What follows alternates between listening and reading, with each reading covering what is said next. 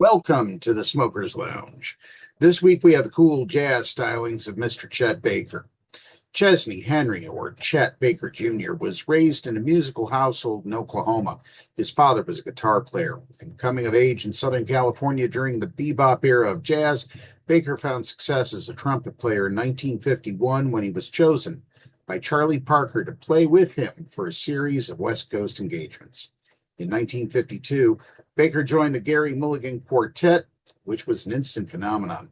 Baker became famous on the strength of his own solo on their recording of My Funny Valentine, a piece which he was later said to own.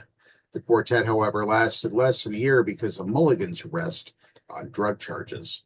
In 1954, Baker won the Downbeat Jazz Poll, beating Miles Davis, among others. Over the next few years, Baker fronted his own combo, playing trumpet and singing. He became an icon of the West Coast cool school of jazz, helped by his good looks and singing talent. By the early 1960s, Baker had begun playing the fluegelhorn as well. Drug addiction unfortunately caught up with Baker, and his promising musical career declined as a result. Heroin addiction created a myriad of legal problems for him as well. He served more than a year in prison in Italy and was later expelled from both West Germany and England for drug-related charges before being deported to the United States. He settled in Milpitas, Northern California, where he was active in San Jose and San Francisco between short jail terms for writing his own prescriptions.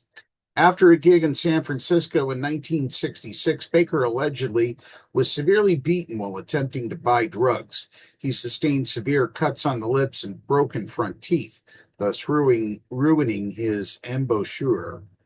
Accounts of the incident vary, largely because of his lack of reliable testimony on the matter. He eventually learned to play with dentures, a difficult process for a brass player. Between 1966 and 1974, Baker mostly played flugelhorn with its wider mouthpiece and recorded what must be considered slick mood jazz.